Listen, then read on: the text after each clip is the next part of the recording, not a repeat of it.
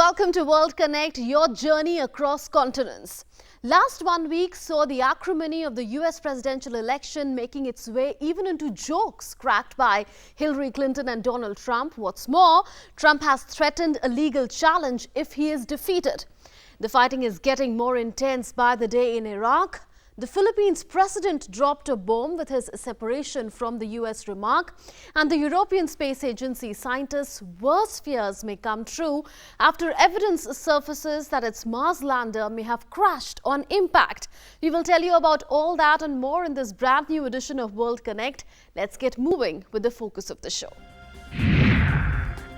US presidential nominees Hillary Clinton and Donald Trump face off in the third and final debate ahead of the November 8 election day. The hopefuls clash on policy matters. Trump says he will accept the election results only if he wins. The bitterness of the campaign seeps even into their jokes at an annual charity dinner.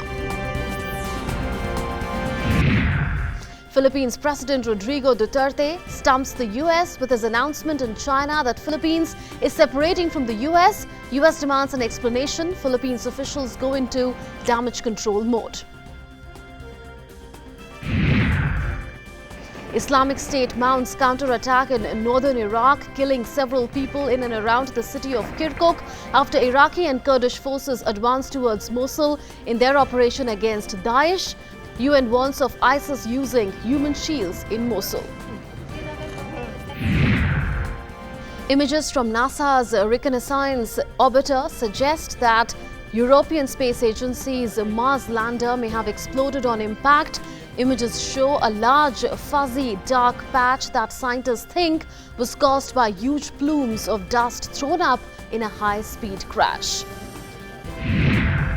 In countdown to demolition, unaccompanied children at a migrant camp in France seek route to UK. The first migrant children arrive in Britain. British officials verify their ages after concerns are raised that adults posing as minors could gain access to Britain. Two window washers lift the spirits of sick children in a hospital in Brazil's Sao Paulo by donning the costumes of superheroes. The noble act brighten up the children and give the washer duo the satisfaction of bringing smiles to their faces. In the Americas, the US presidential election continues to take center stage. With just a little over 2 weeks left for the big election day in the US that will come on the back of an extraordinarily acrimonious electoral campaign, even the Al Smith charity dinner in New York that has historically been a good-natured roast was not untouched with rancor. In the final analysis, Donald Trump and Hillary Clinton did not come across as happy warriors. While they did poke fun at themselves and at each other, they struggled to disguise the anger, bitterness and sheer open dislike for each other. The dinner came after the final debate between the two rivals in which Trump hinted he may not accept the election results. Later came a rider that he will accept the results only if he wins. The third and final US presidential debate, ahead of D-Day on the 8th of November, had familiar scenes of both candidates quipping at each other. But in a notable shift from the first two debates, they gave considerable time to spelling out their stance on policy matters. The 90-minute debate at the University of Nevada in Las Vegas saw Trump and Hillary clash on matters of policy, both domestic and foreign. From Supreme Court judges to abortion rights, from right to keep and bear arms to immigration policy. The candidates battled sharply over the issue of immigration. While Clinton said that she will introduce comprehensive immigration reform within the first 100 days, Trump promised that he would build a wall along the United States' border with Mexico to stop drugs from flowing into the country and halt illegal immigration. Charges and countercharges flew too, with Clinton going so far as to paint him as a puppet of Russian President Vladimir Putin, while Trump responded by saying that Clinton does not like Putin because Putin has outsmarted her every step of the way. While the Democrat nominee alleged that Trump made grossly false claims about his respect for women, the Republican nominee interjected, saying that nobody has more respect for women than he does. On the issue of abortion, Hillary supported late-term abortion rights in certain situations, while Trump maintained that he opposes abortion but would support exceptions in certain cases. The tax policy also came up in the face-off between the two rivals. Clinton vowed to use tax hikes on the wealthy to bolster Social Security and enhance benefits for certain lower-income retirees, while Trump said he will take steps to improve the education system. While Hillary called for measures to prevent killings by those who carry firearms, Trump argued that the Second Amendment giving rights to citizens to bear arms be upheld. Clinton also faced questions about whether donors were given favors or granted special access to Clinton when she was Secretary of State. Trump alleged countries like Saudi Arabia and Qatar have given her foundation millions of dollars. He asked why Clinton would not give back the money she has received from certain countries.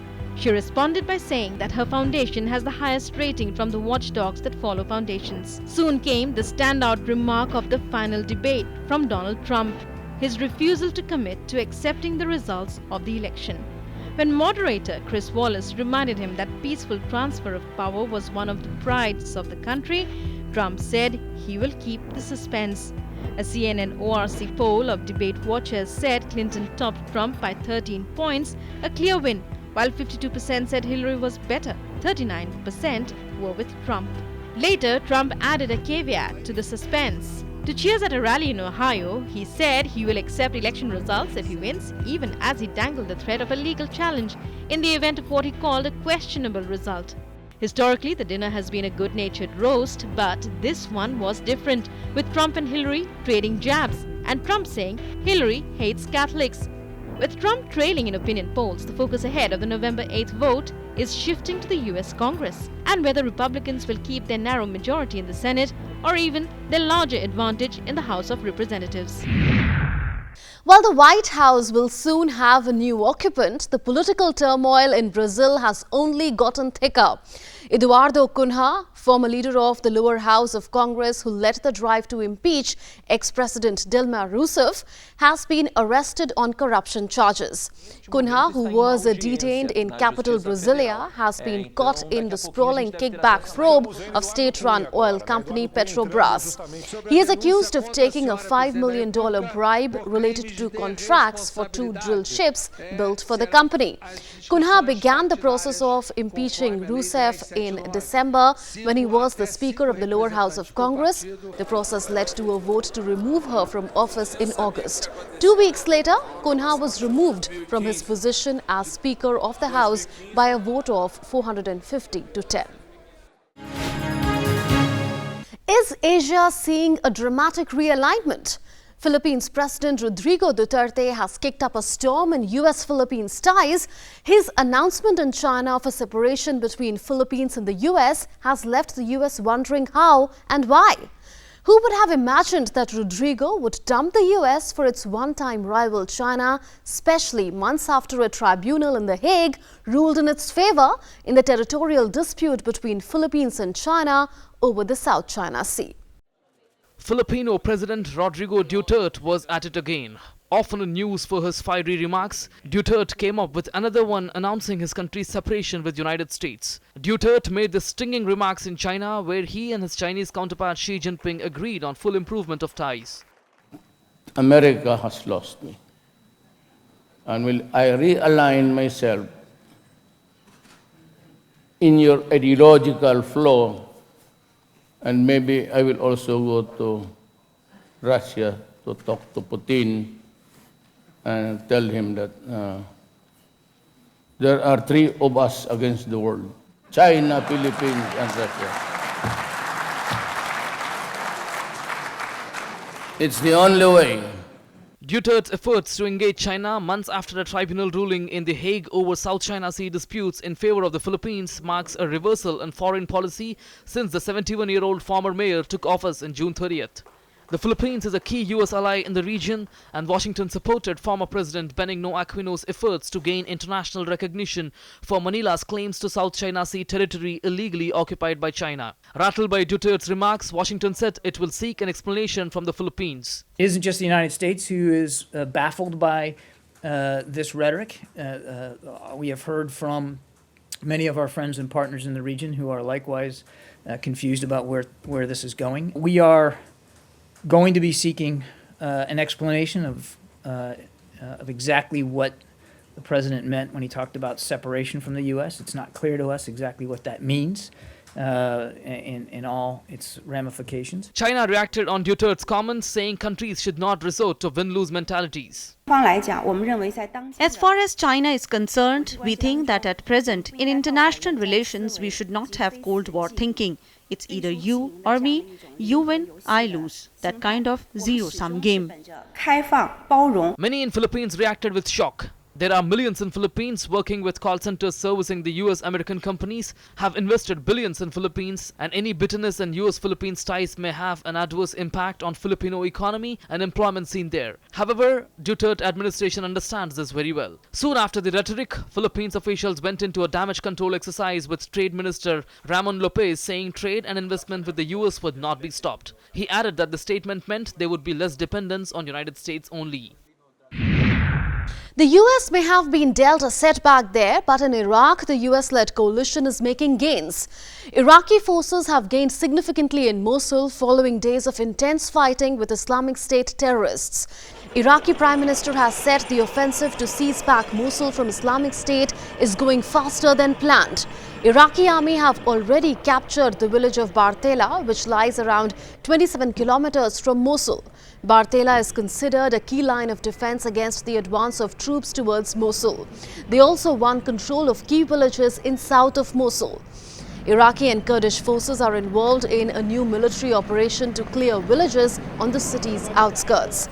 A US-led coalition that includes France, Italy, Britain, Canada and other Western nations is providing air and ground support to the forces that are closing in on the city in the operation that began last Monday.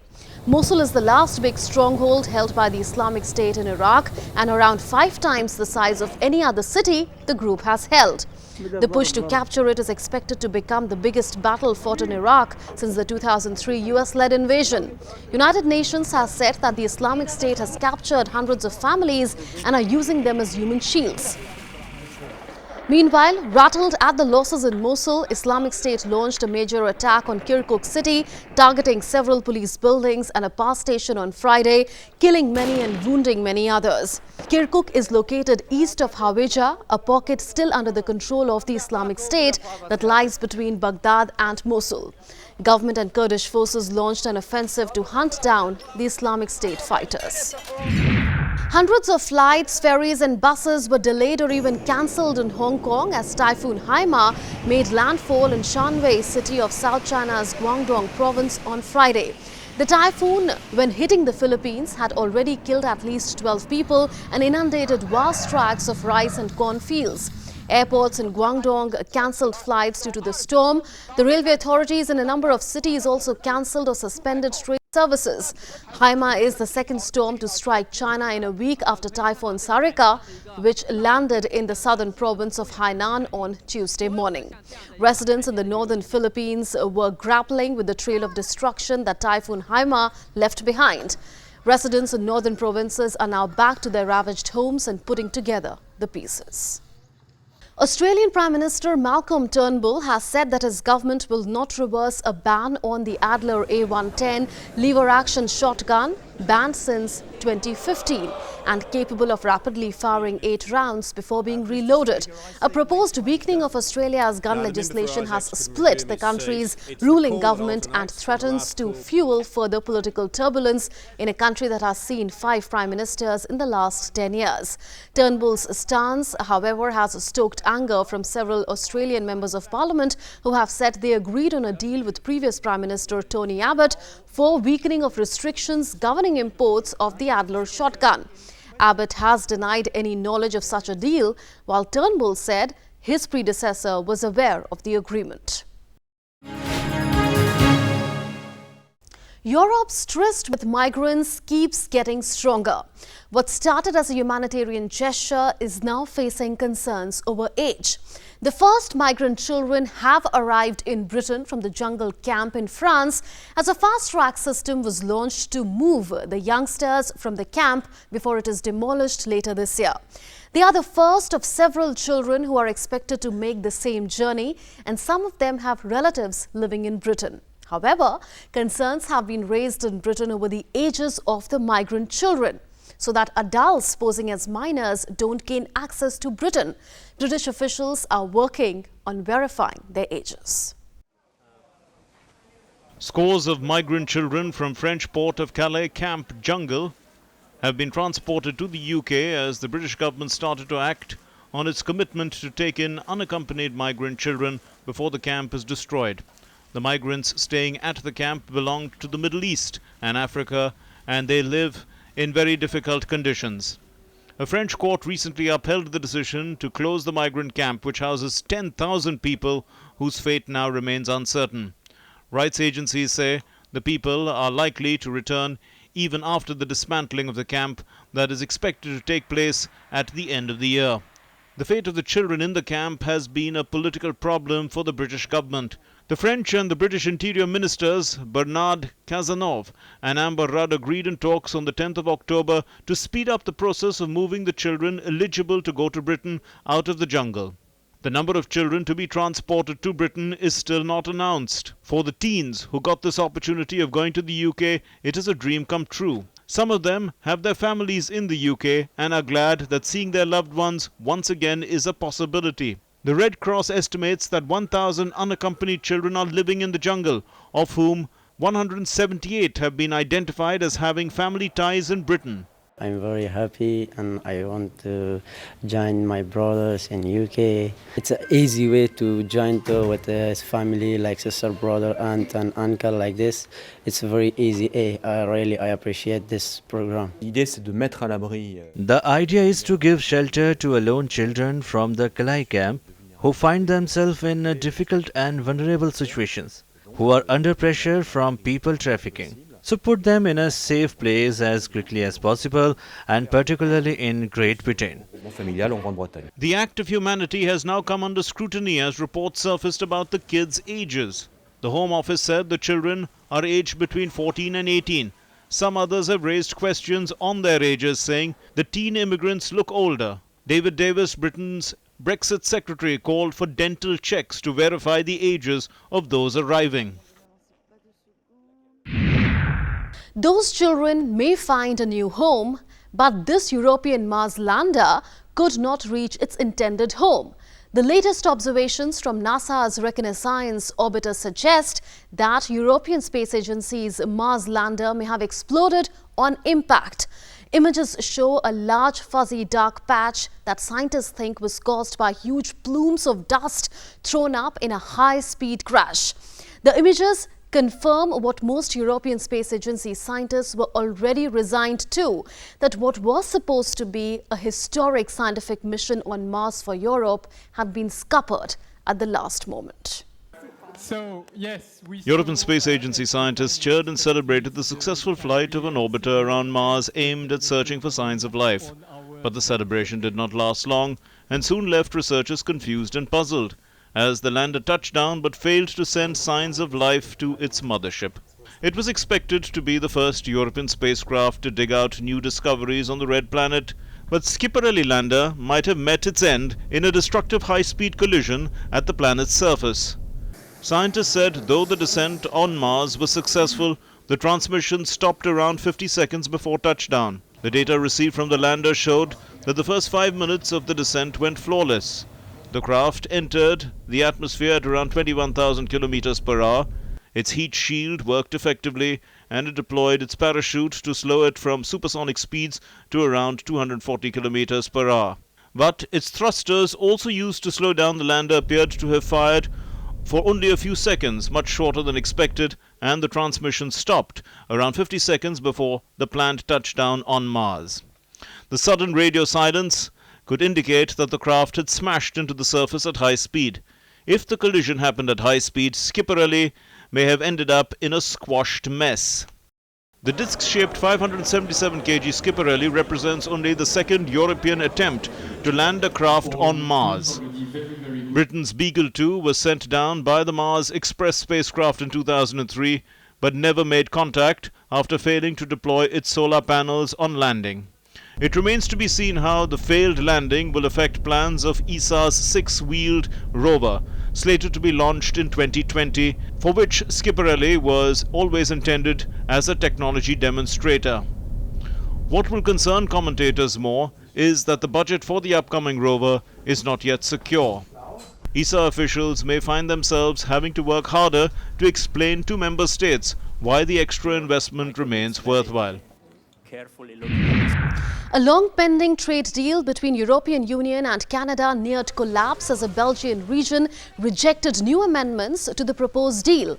Ahead of the signing of the deal next week, Canada's trade minister left talks in Brussels, saying EU was not capable of signing the deal with Canada. Negotiations have been going on the deal since 2009. Belgium, the only country blocking the deal, was awaiting a green light from the regional parliament of Wallonia, but the government has reiterated its opposition to the pact. Meanwhile, last-minute efforts are still on to save the deal.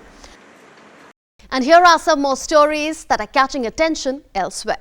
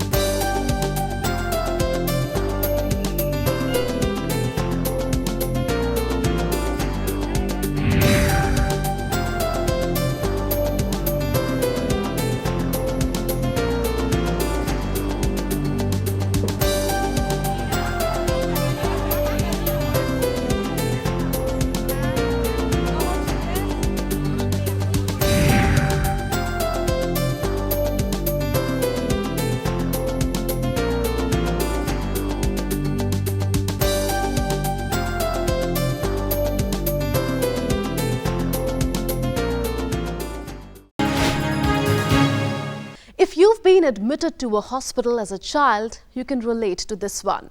Imagine spotting your favorite superheroes from your hospital bed hanging outside a window.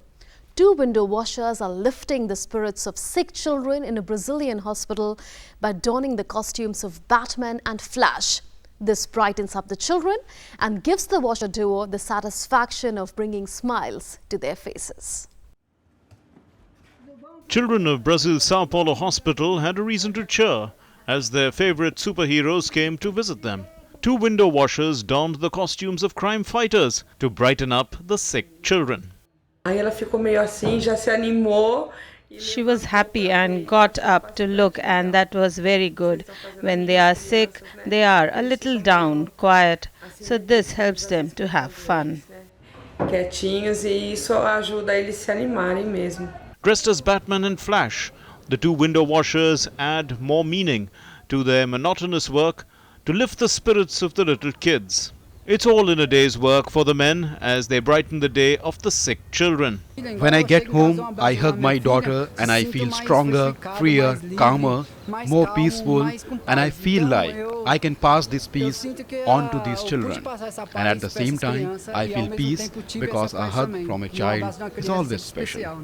For a bored kid who is confined to the hospital room, a sight of their superhero hanging outside their window is often a welcome sight. And the satisfaction of bringing a smile to the faces of the little children is the biggest incentive for the window washers.